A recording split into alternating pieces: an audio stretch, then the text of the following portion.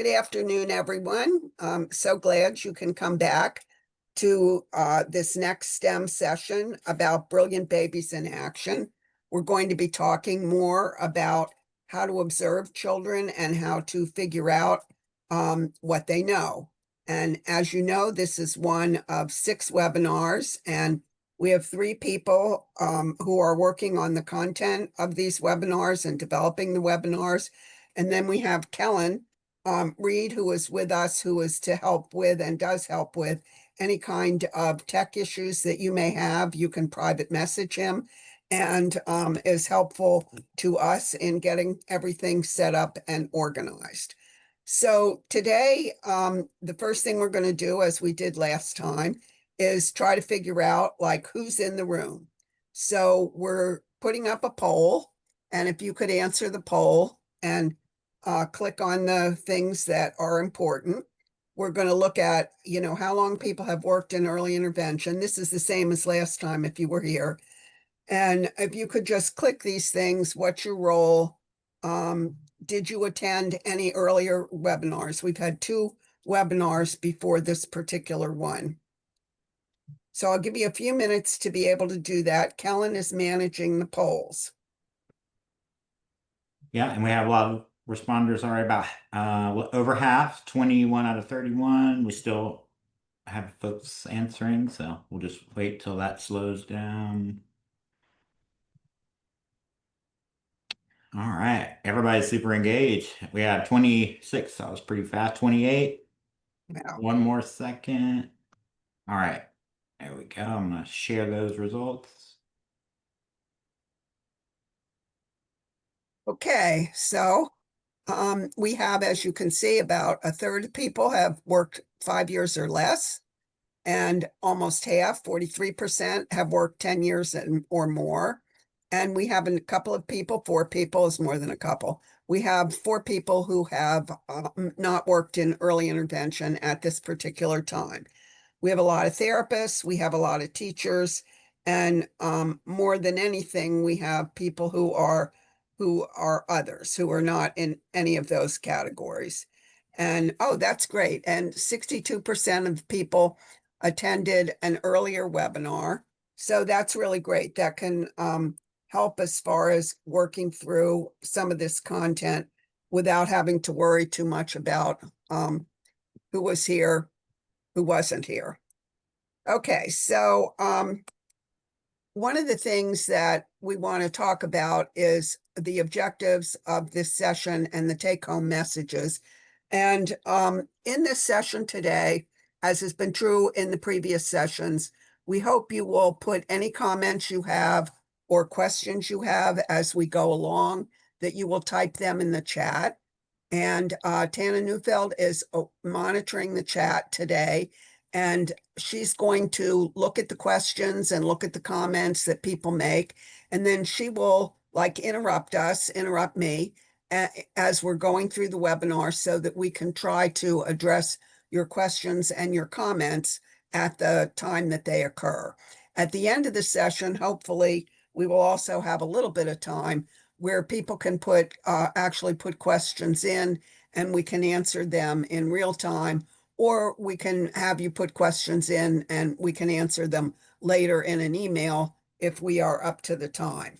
So today the focus is on what kind of observational strategies can we use in order to figure out what children are doing, what children are thinking about, where they might be in their thinking abilities, what kind of thinking skills they're demonstrating, and what is the impact of any limitations they may have in either movement or communication, primarily in sensory abilities or sensory preferences, so that we can think about how children take in information and we can observe how they communicate to us what they know, so that we're able to sort of try to figure out what is their thinking level and what is their thinking skill. So we want to be able to differentiate thinking from developmental abilities like movement and communication. And as you will see a little bit later in this webinar, some of you who are familiar with the different developmental assessments that we use in early intervention, if you've ever looked at the cognitive part of it and what kind of items are included in the cognitive piece, whether it's something like the HELP or it's the Battelle or the Brugance or the DAISY or whatever it is that you might be happening to use, you probably recognize that the cognitive items always have either a motor or a communication kind of component to them as the response mode. So if you have a child with significant physical disabilities, they're probably not going to be able to stack 5 blocks, even if they understand spatial relations between objects. So we'll see more of that and how you can get around those kinds of things as we go forward.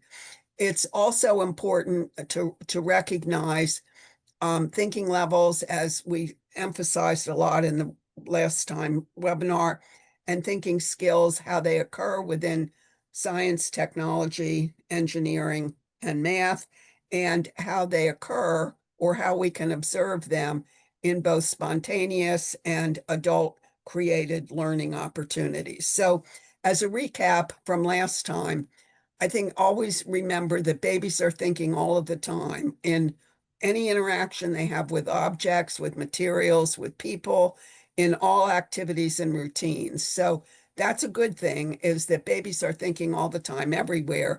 And thinking is the essence of STEM learning. So almost anything we do with children, we might see, oh, I'm a speech and language pathologist, and this is a communication activity, but it probably is also a STEM activity. And the same thing would go with something that maybe a physical or an occupational therapist is doing that might be more focused on motor or more focused on sensory.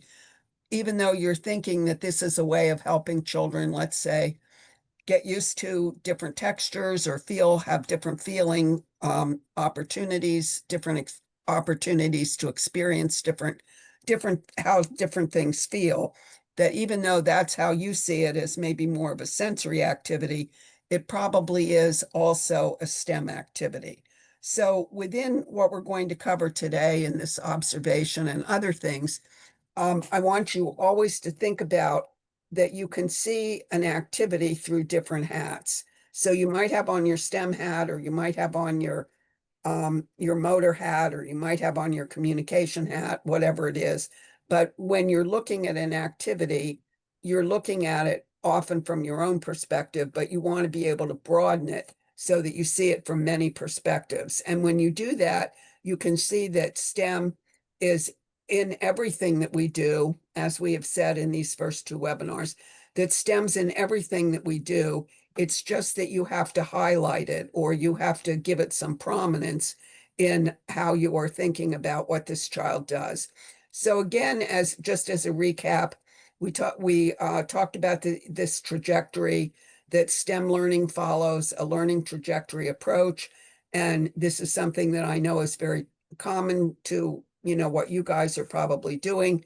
So the trajectory includes a goal, it includes a progression, and it includes teaching strategies. And you can look up any of these progressions. I mean, you're not going to remember them in your head, or I can't anyway, but you can look up any of these on the STEMI Learning Trajectories webpage. And then if you want to know what the different steps are, you would, in the progression, you would be able to see that kind of thing. So for infants and toddlers, these progressions go from infant toddler all the way up through like probably kindergarten, sort of, when kids are like at least through preschool, through pre-K. So mostly where infants and toddlers are is in the foundational level of thinking, which is really like mostly observation, but it expands as children get older, like they're 18 months or they're 24 months or older than that. It begins to expand into more and more complex ways of seeing things. So children show their thinking skills.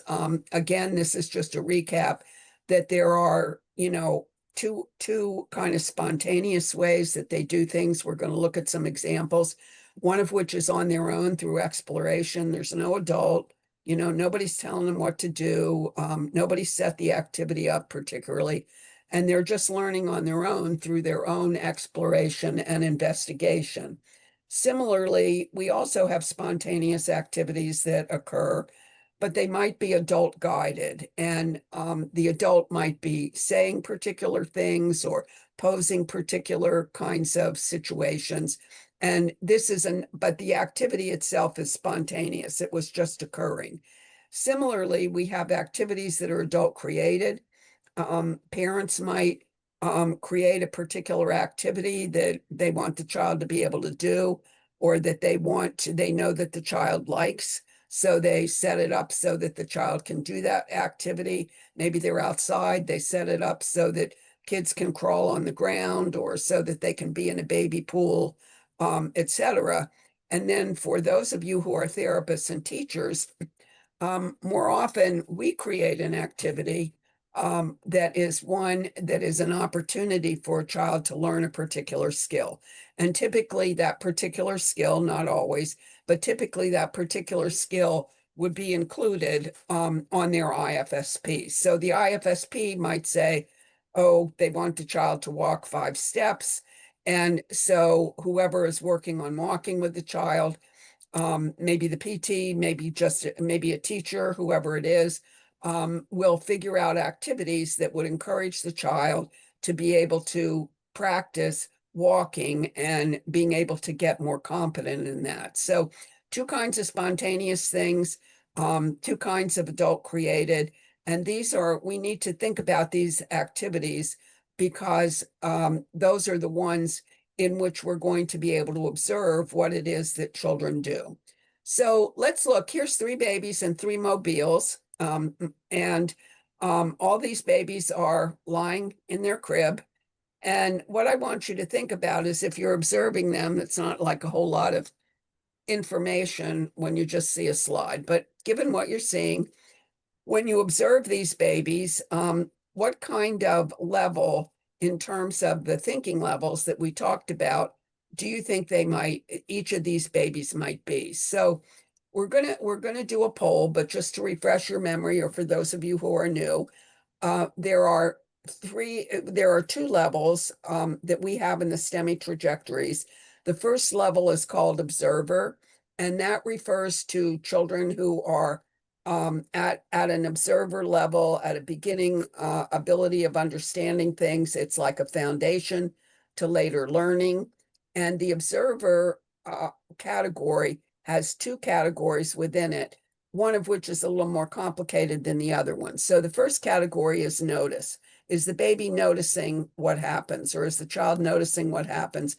The second category is, do they recognize it? Do they know that this is occurring? Not just that they're just watching it or listening to it or touching it or whatever their noticer level is. And then the next level that we see is a level where a baby is taking action. So babies first watch, and then they begin to understand things and recognize this is different from this, or if I do this, this happens, or this is always going to stay here, it's not going to go away. And then at the next kind of thing they get into is taking action that maybe impacts on that object or impacts on that person, so that they are up a higher level. So let's look at this next one and think about, of the ABC photos, which photo represents observer, the noticer, observer, the recognizer, or which represents the action taker level, and see what you think about this.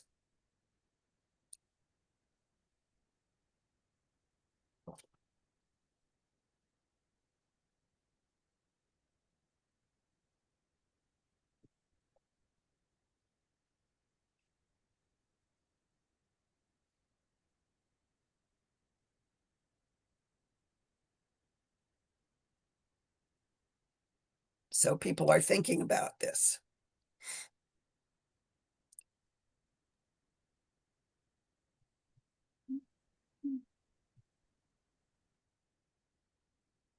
So Kellen, how are people doing? We might have to get them to put it. Let me launch this poll, we didn't have it, or it's, we might need the numbers on those. So for notice, do you want to just have me say the numbers A, notice or Okay, B? or I can go back to the picture. Yeah, that might be good. Yes. Yeah, that would help. I think that dropped off on the transfer. Oop. Okay.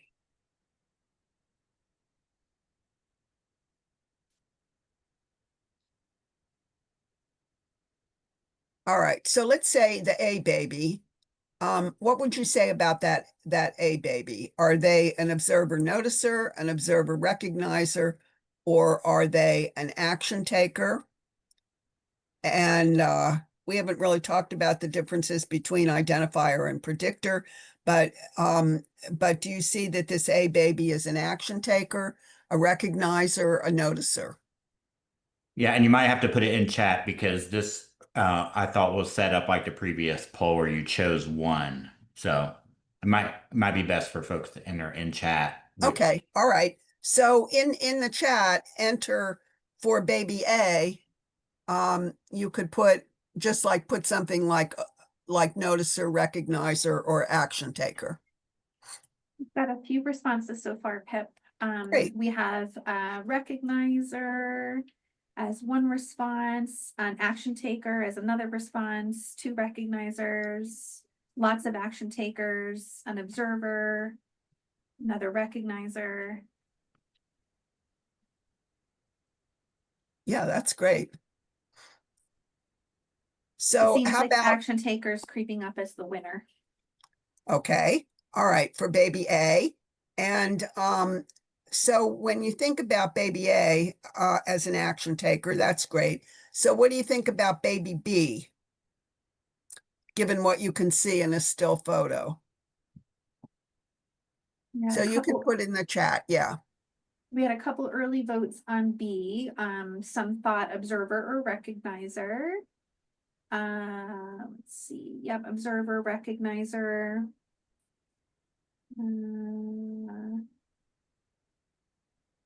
More observers. Observer, lots of observers for B. Okay, all right, so how about C?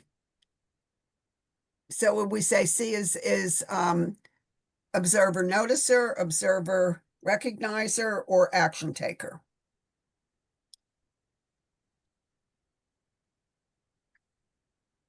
We've got action taker as our first vote I see here for C. Action taker, lots of action takers on C. Okay, all right, so that's great. That's great because you can see that the difference, baby A is a challenge, but I think baby B, such that we see baby B in the picture, is pretty much just a noticer.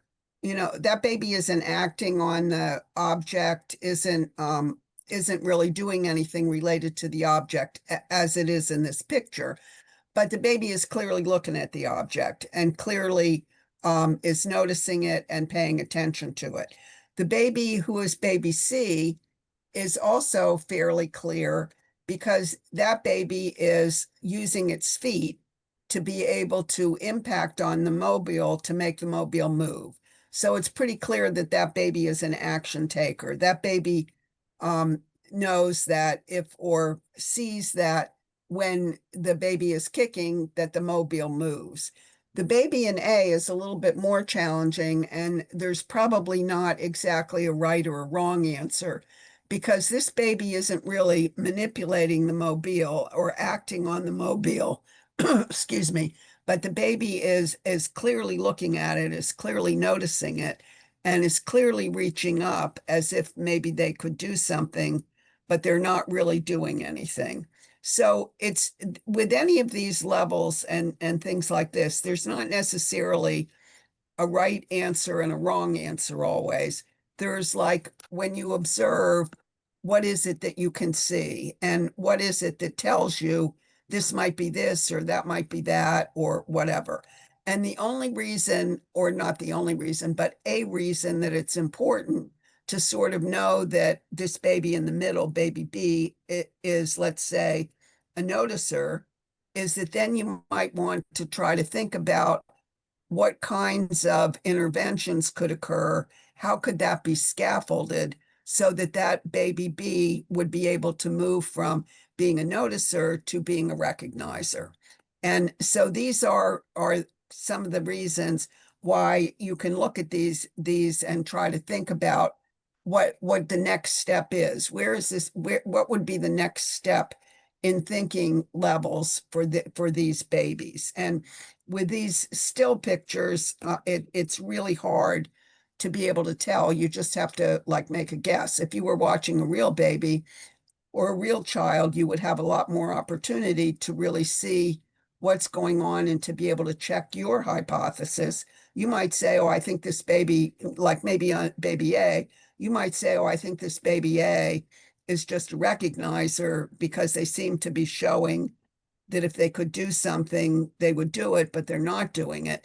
But in the next pictures or whatever, this baby might figure out how to reach the mobile. And then the baby would be clearly an action taker. So still pictures are hard, but that's great. You got definitely clear on those and what they might be.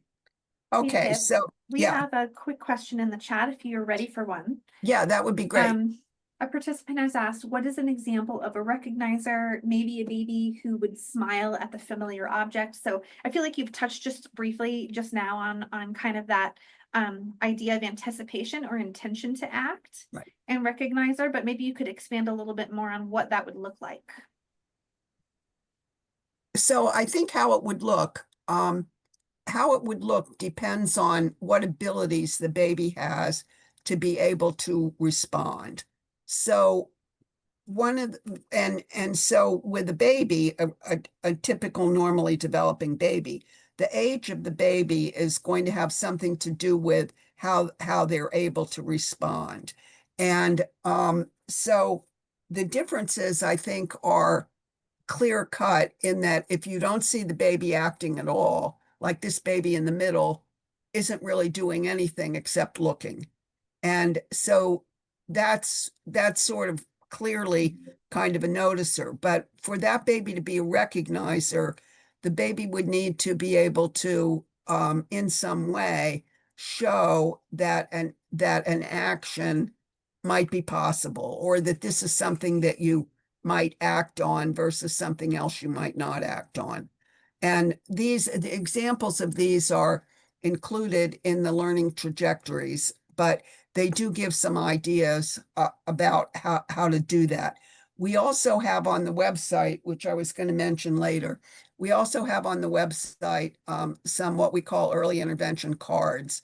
And the early intervention cards are not perfect, but they do give you an idea of how you scaffold from one level up to the next level, and would give you in various activities and routines the thought of how you would go from how you would create the activities so that the baby would have opportunities to demonstrate something that's more complicated. So that's kind of a long answer to that question. Maybe not the answer maybe that somebody wanted, but it's some of this stuff is just really it's just not that clear cut always. Okay, so when you thinking about these babies again, all three of these babies, what type of thinking skill do you think is in here? So we talked in the last time about these various kinds of examples of cognitive skills like visual pursuit or means end or whatever, objects relations in space, all of these things. So of these ones, A through G, type in the chat what you think this is the best example of. Many activities might include more than one of these things, but pick what you think is this situation is the best example of.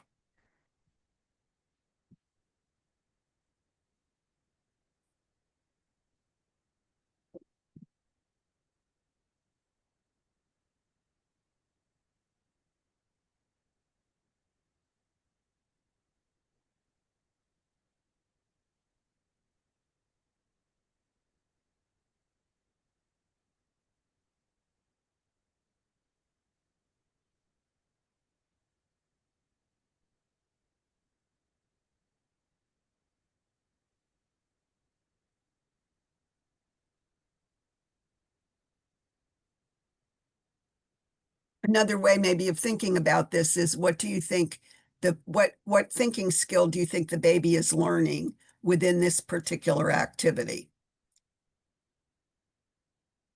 I'm assuming this one's not a poll, Pippin, it's a chat. I see lots of letters coming up in the chat.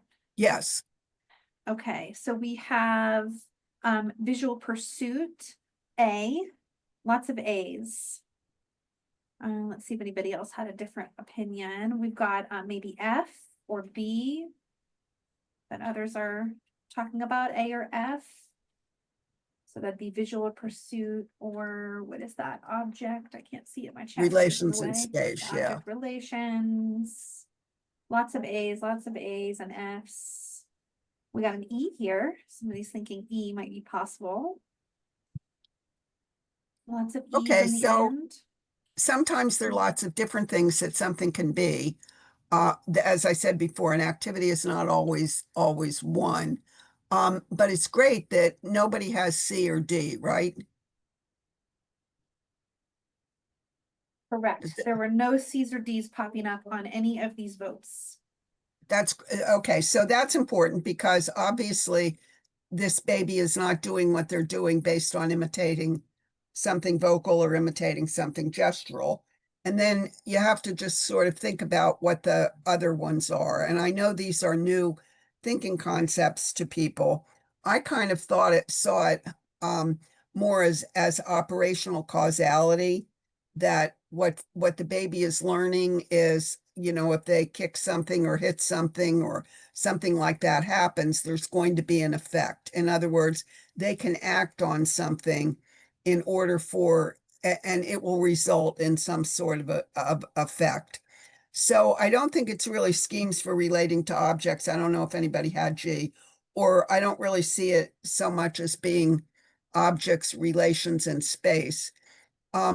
It could be visual pursuit because, especially for the baby that's not, I mean, if we could see it as a foundational skill for cause and effect, but if it's a baby that is not able yet to act on something, then maybe it is more of a visual pursuit, object permanence kind of a task, where the baby is in this particular case looking at something, and where the object isn't going away, so it's not really a total, it's not the end or the more complicated means of object permanence, but it definitely is something that you could see that the baby's looking at it. If the mobile moves, probably the baby could potentially follow with his eyes. So I think those would be like the two basic ones, but it also, what I want you to recognize in all of this is that while we would all like something to be clearly one thing versus another, that's not necessarily how the world always works. But you want to think about, as you all did, what kinds of things could it possibly be? What kind of skill could possibly be represented? So we also want to think about just to remind you, this is like a recap too, and this is all on the website, and that's where you would want to find information. But this could be science. It could be technology, which, as I mentioned last time, in STEMI, we call that computational thinking instead of technology. It could be engineering, it could be math, but it also could be, on the right-hand side, one of these three kinds of what's called cross-cutting concepts. And they're concepts that could occur anywhere. So, for example, form and function or connections or cause and effect could actually occur across science, technology, engineering, or math. So if you think about these and what they could be, they're the STEM domains. In this particular case, we might really be talking more, if we see it as cause and effect, we could really be talking more about a cross-cutting concept that applies to everything, not necessarily an earth science activity, or not just necessarily engineering design. So these are useful to the extent that you look at these infant cards that I mentioned, the early intervention cards. They're useful because these are kind of the terminologies, not exactly but sort of the terminologies that are on these cards. And that can help you, begin to think about what it is that you're doing. So cause and effect, as I said, is something, a child knows that they can act on something and it will have an effect. And we have a lot of that when kids are little that people are doing with them. For example, let's say it's a child with a physical disability and they have a switch and they know they hit the switch and the toy moves. That would be a good example of cause and effect. But there are many, many other kinds of examples that would fall into that kind of category with different kinds of toys or different kinds of interactions that children may have with their parents or with other adults, and in terms of those kinds of things. Form and function, again, you can look on the website and get lots of examples, but form and function, I think, is pretty clear. It's a cross-cutting concept, and it relates to things that we would typically think or many people would typically see as cognitive skills like color and shape and size and the relationship of one thing to another. And then connections is something where you would think about like sequences and different kinds of things, like that. Where can people make a connection? Can babies or young children, make a connection of one thing to another? So these are just kind of the STEM domains and the cross-cutting concepts that we think about. So this is pretty much like just to give you a review of everything that we talked about before. And as I mentioned, if we're thinking about which cross-cutting concept is represented, and you could put this in the chat, although I really already told you the answer from my perspective anyway, which is that this is really a cause and effect kind of a task. This baby knows or is learning that if they hit the mobile with their foot, it is going to move. So that's this kind of thing we would see with a cause and effect. So let's look at this. This is a video. So this is a spontaneous activity. This baby is at home on the floor, and the mother is present there. And so this is not anything that any adult created or anything like that. It's just something that happens spontaneously. And what I want you to think about is what's going on in terms of two things, one of which is how you think this baby is learning and how you think this baby is responding. What's available to this baby to respond. And also think about, in relationship to how this baby is responding, think about what the mother is doing or what the mother's actions are in facilitating this activity. Rainbow. What do you see?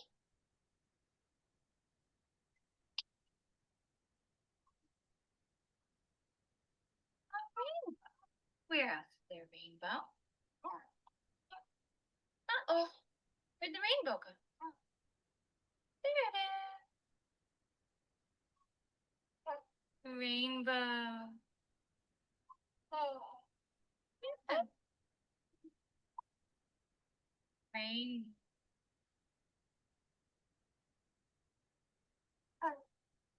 I see. The rainbow. There you'll find it. The rainbow connection. Little bee with the mama. Rainbow. Where over the rainbow, way up high. Where's the rainbow? Did you find one? Did you find a rainbow? Yeah. Where?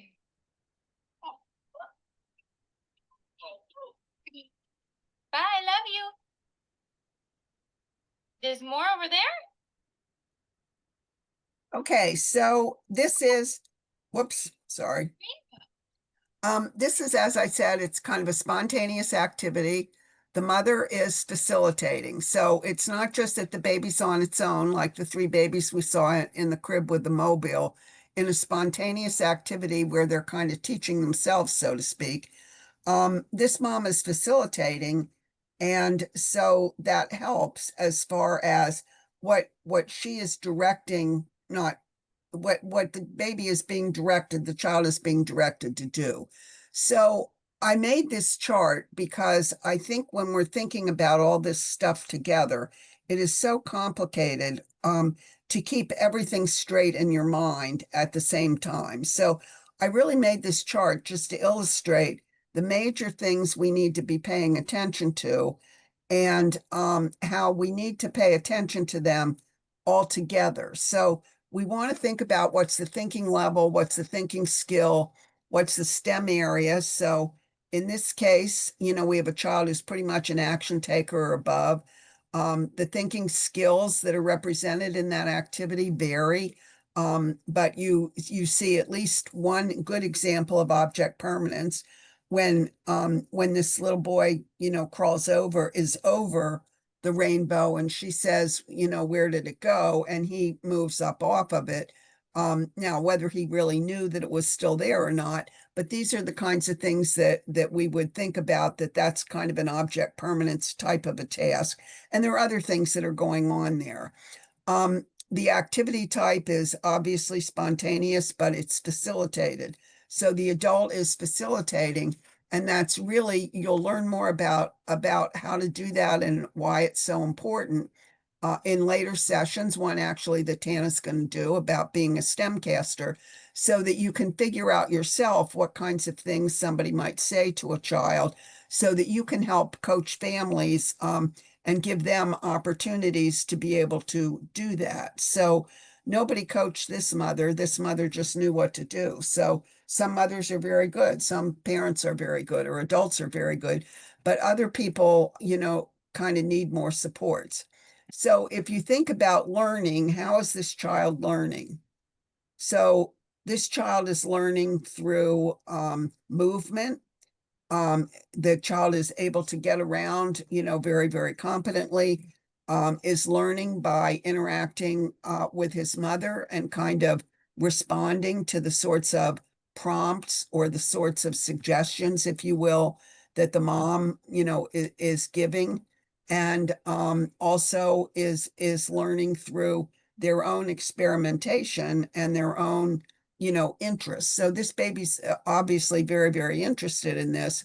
And the mom is facilitating that interest and is kind of scaffolding more complicated opportunities. But I do think another thing that we have to think about is what kind of possibilities does the child have for responding? So this baby is young. I think he's just about maybe 13 or 14 months in this video. And so this kid has, the possibility of responding motorically. He is able to listen and hear in terms of taking in information and can respond to that motorically. He responds to it vocally.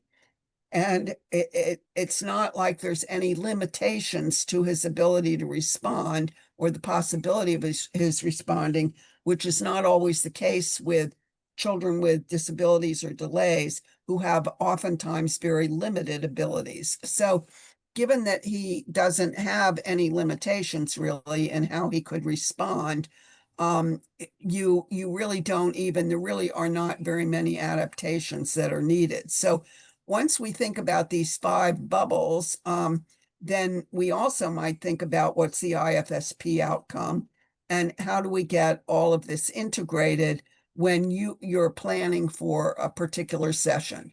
So I showed this chart last time, and again, it's just a way of being able to kind of line out, what are you thinking about that you're going to do? What's going to be the routine and activity that you might help the parent with? For example, a baby hitting a mobile is probably not going to be, I hope it's not going to be an adult designed activity, but it is one that occurs spontaneously. And, you might be able to help families with thinking about what could they do to provide opportunities for children to notice things. So this is that same kind of chart of thinking about, do you need to adapt?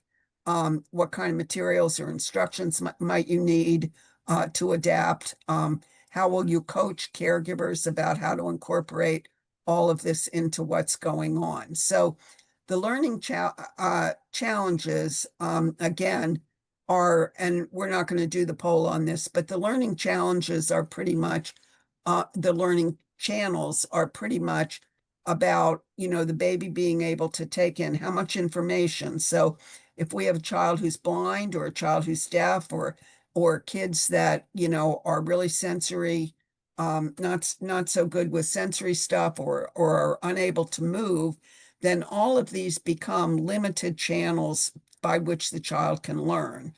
And imitation is a great way for kids to learn, but they have to be able to, have some sort of ability to be able to respond however it is that they need to respond, vocally, gesturally, whatever. So these are the kinds of things when we think about these learning channels that we want to think about. Here's this child, and maybe their learning channels are not perfect. So how can we compensate so that they get the same amount of information that a child has, a typical child would have, like this little boy with the rainbow. I mean, there's nothing that's preventing him from learning through hearing or seeing or moving or anything like that. So we also then want to think about these response possibilities. So one response possibility, the most primitive one or the earliest one, would be babies alerting to something. And I'm sure all of you have seen babies, that suddenly startle, or they suddenly alert, they suddenly are visually, really attentive. Kids that are good, that they can use movement and manipulation, they can vocalize and they can communicate, or they can use various expressions like facial expressions or gestural expressions, etc. And these are the things that we want to observe when we're observing children. We want to see, where are they? What are they able to do? If they're children with disabilities, some of these things might have an impact on your being able to understand where they are in thinking, not because they're not thinking, but because they cannot demonstrate their thinking abilities. Okay, so here's the same little boy, actually. And again, you can listen to his mother and just see what's going on. Now, this is, an adult created activity to a certain extent. He's at the kitchen sink. It's a normal part of their normal routine. What you doing, brother? Open up that water. Stirring it in the pot. Okay, so you can see that what she's doing here is she's not giving him a lot of direction. She's not telling him what he needs to do. She's not saying good boy or this is a great job or anything like that. She's just simply narrating or providing the language for what it is that he's actually doing. So that's very important in terms of when we think about STEM and providing children information about science, technology, engineering, and math. It's not so much that we're doing particular activities with them, it's that we might be narrating, so we're giving them the information about what it is that's going on. So here again, we think about, how is he primarily learning? And in this particular situation, so do type in the chat what you think is, I mean, he's learning through all of these different ways, but put in the chat what you think is the primary thing that's allowing him to learn.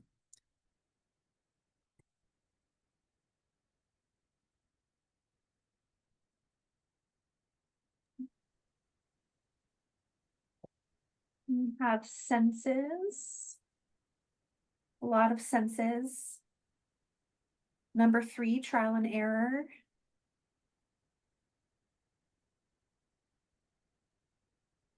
One and 3. So those are good ones. Those are both examples of ways in which he is learning. He's learning a lot through his senses, through watching, listening, feeling, and moving, absolutely.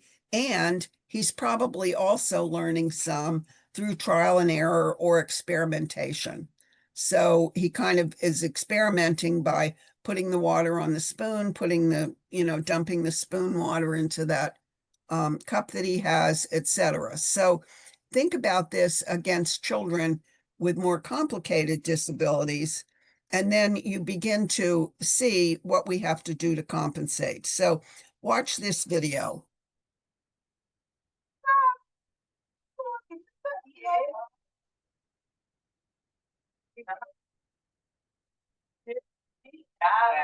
All right. Give mommy one. Give mommy one. Give mommy one. Socks on your feet. Socks on feet. Feet. Feet. Socks on feet. Yeah. Socks on other feet. Okay, so this little boy is just about 14 months old, I think. Here he just recently had his birthday when this was made. And this is the mom, and the person on the right-hand side is the nurse. This child has a lot of medical issues, and in addition to the developmental kinds of problems. So you look at something like this and think about how this child is able to learn and what kind of situation you need to create for him, and think about the good things that happen in this dressing kind of an activity, and what he's learning in terms of STEM. So the mother is dressing him, and it's a normal activity and routine that they do, but he's also learning about STEM, from saying sock on feet, sock on other feet. There's maybe a little bit too much verbal stuff going on here for this kid, but nonetheless, you can see that while we can think about this as being a dressing activity, we can also see it as what the STEM components are of this particular activity. And again, just to put this chart up, just to say it's something that you could use. Okay, let's look at it just still in yet another example. Get him to walk around the table now. This little boy is deaf-blind.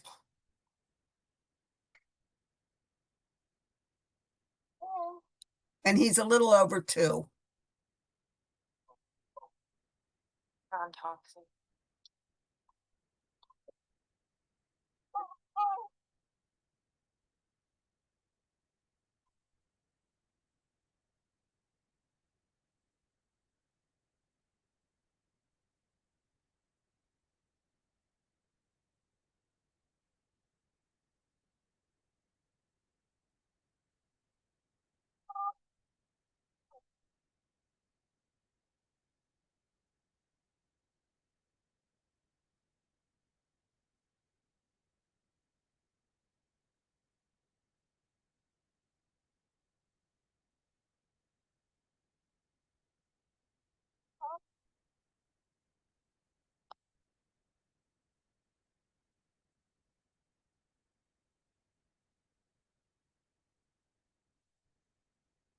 Come on. Come to mom. Come on.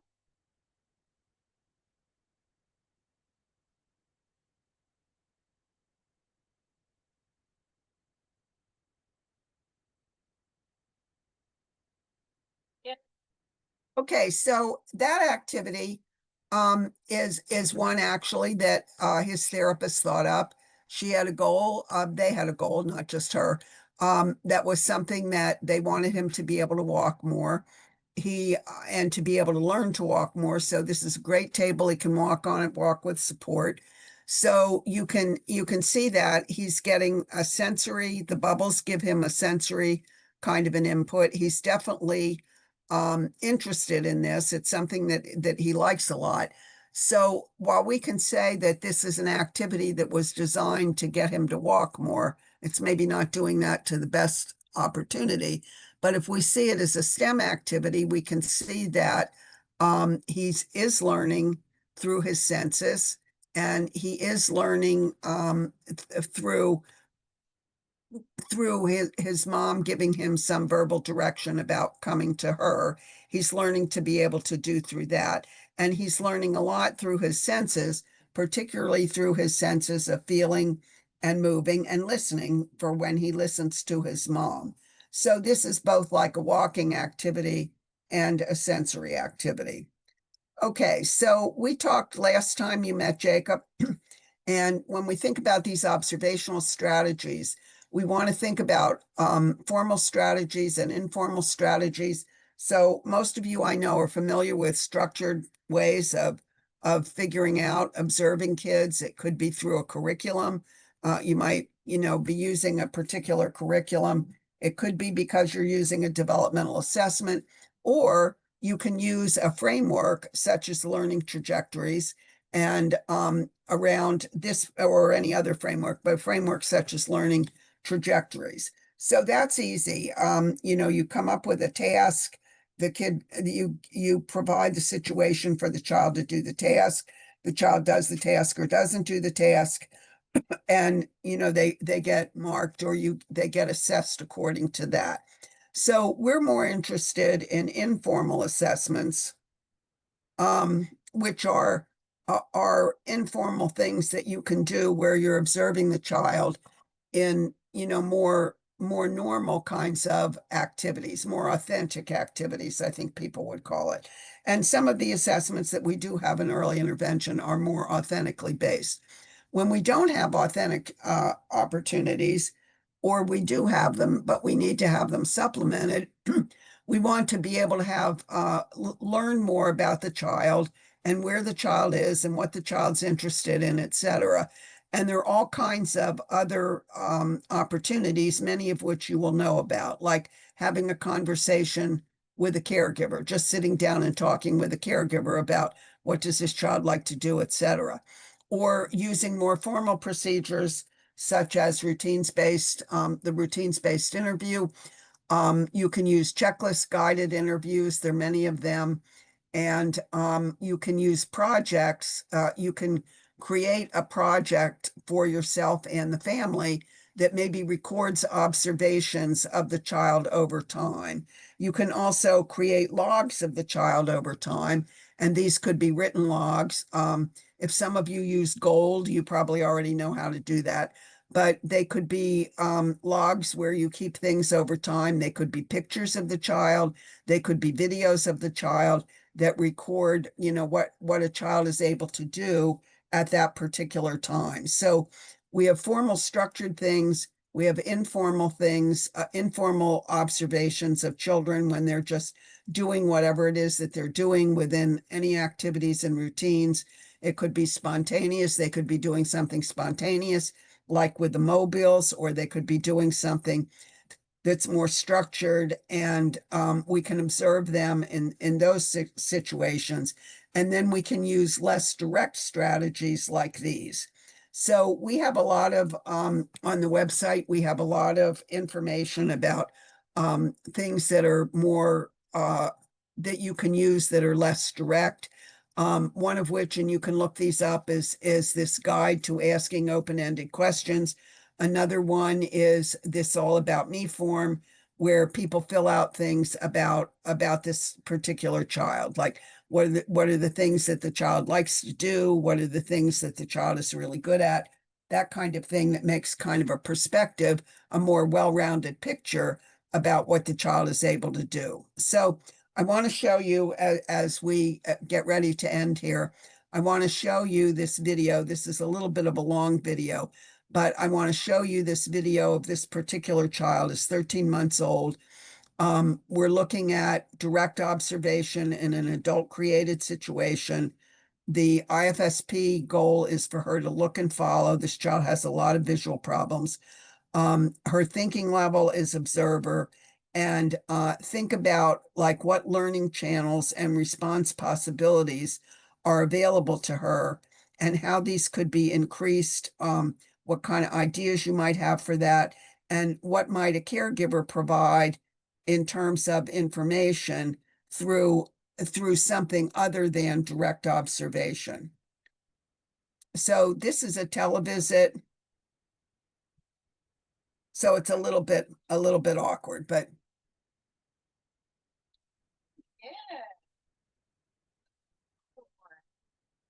Touch your nose. Touch your fuzzy nose. You doing? You won't touch your. Yeah. Oh. Yeah, she's pushing down on the book. Yeah. Yeah. Oh. She's So I soft. like here how you see her moving her fingers. Yeah. And like really the fact that like you're helping her, like telling her what she's feeling, the texture that she's feeling. I would say like don't hesitate to like read a page, you know what I mean? But Okay. I know that there can be like a lot of verbiage. So Right. you can like try and shorten it to what you feel is like the most, you know what I mean? The most important if we think that that's going to be too distractive. Okay. Oh yes. Now you've met a group of one. We're almost at the end. So give his fur a tickle and you'll have a new best friend. Ooh, good a fur. Oh, so soft, right? So soft. And again, let's like give her that pause Okay. now that we're not reading. I just don't know how much of a distraction it's going to be to her.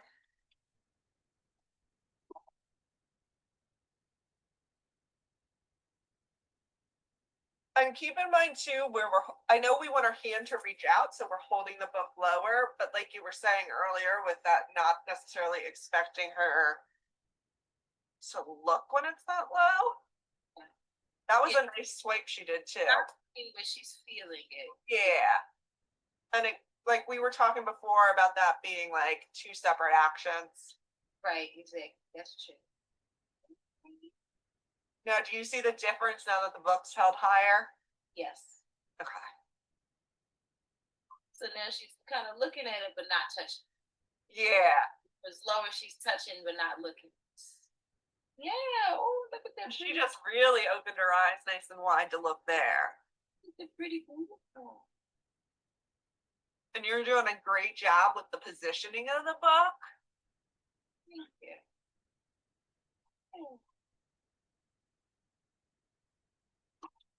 Yeah, was that on purpose? Do you feel like that was purposeful? I think You did it twice now. So like the Definitely first did. time I would say I'm not positive, but the second time, yeah, and she's looking at me, good girl. Dunya, you lifted your arm up. That was great. That'd be good. okay, so you can see in this one, you can see that in this one, you might think a little bit about, you can hear how the mother's telling her things, like about how it feels and it's soft and that type of a thing. That is good information, and it describes characteristics. What are the characteristics? The book is like a touchy-feely book. But you can also see that there are things that really make it more challenging for her to be able to participate. So in terms of this, we would think about access to the activity, and we would think about if more materials, if it should be different materials or different instruction, in order to figure out what would be adaptations that could be tried. And I'm going to not show you this child, but it's the same kind of a thing. But want you to just think about what the opportunities are for thinking and STEM learning in spontaneous and adult created activities that you might be doing for an entirely different reason. So you might be doing them for communication, or you might be doing them for a child who is, needs more experiences with sensory stuff, or a child that needs more experience with manipulation or movement or whatever. That might be your goal. That might be what's on the IFSP as the outcome. But you can also think about, what it is that's being communicated to this child, what the adaptations are, and how you can begin to scaffold this to higher levels in terms of being able to enhance or increase the characteristics or enhance the salience, I guess I would say, of what science, engineering, technology, and math can contribute within the context of the activity that you're doing already. So in the next sessions, where Tana's going to talk about a little bit more about how this fits into an early intervention perspective. And then she's gonna provide a lot of information about how to think about what you should be saying to a child, or think about, what kinds of inputs that they need. And then in the final session, Shoen is going to just really give examples of how this can be used with children in a situation where you're maybe coaching families. So how can you coach families about this, and what can be done that way? So Tana, do we have, we're right up at the edge. Do we have any other questions that people had? I didn't see any questions in the chat, but as you're exiting, if you do have questions for Pip, feel free to pop them in. I think we have an extra few minutes we can hang on. Otherwise, you can save them until the next session, and we'd be happy to discuss them then. Right. And you I'll can just give it a also put minute. them, when you fill out the evaluation form, you could put them on the evaluation form. One thing that I do know that we're going to be doing more of in the future, in future webinars, is giving some examples that are less focused on just early intervention settings, but are focused on childcare, and how you take these same kinds of concepts and think about how you do them within a childcare situation, and how that would work. Since I know some of you anyway are providing early intervention services to infants and toddlers within a childcare context and not always in a home-based context. So thank you very much for participating. I appreciate it, and hope you will have a good rest of the day. And please let us know what else you would like to know about. Thanks so much, Pip. Thanks everyone for joining. I'm going to end now.